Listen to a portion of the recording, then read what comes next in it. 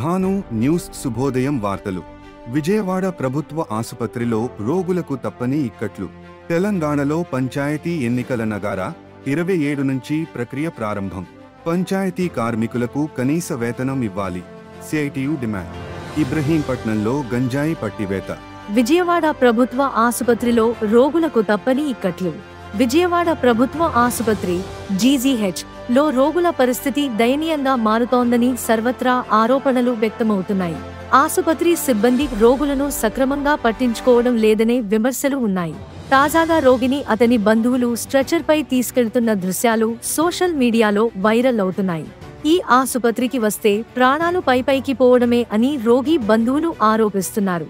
తెలంగాణలో పంచాయతీ ఎన్నికల నగారా 27 నుంచి ప్రక్రియ ప్రారంభం. తెలంగాణలో స్థానిక సంస్థల ఎన్నికల ప్రక్రియ నవంబర్ 27వ తేదీ నుంచి ప్రారంభం కానుంది. 11 డిసెంబర్ 2014, 17 తేదీలలో గ్రామ పంచాయతీ ఎన్నికలు నిర్వహించబడనున్నాయి. ఎన్నికల నేపథ్యంలో గ్రామాల్లో పోలీస్ చెకోపోస్టులు ఏర్పాటు చేసి అధికారులు హడావుడి మొదలుపెట్టారు.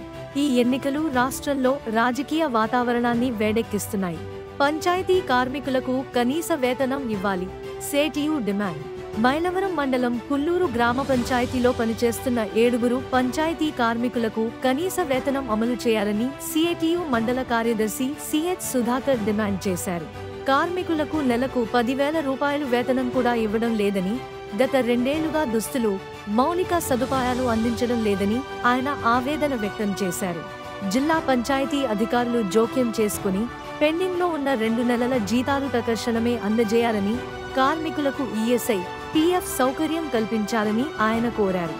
ఇబ్రహీంపట్నంలో గంజాయి పట్టివేత. ఇబ్రహీంపట్నం పోలీస్ స్టేషన్ పరిధిలో బుధవారం రాత్రి 5.2 కేజీల గంజాయిని పోలీసులు స్వాధీనం చేసుకున్నారు. ఆర్టీసీ డిపో వెనుక ఉన్న 2 వ్యక్తులను అదుపులోకి తీసుకోగా మరో 2 పరారీలో ఉన్నట్లు సిఐ చంద్రశేఖర్ తెలిపారు. ఈ ఘటనపై పూర్తి విచారణ జరిపి వివరాలు వెల్లడిస్తామని ఆయన పేర్కొన్నారు.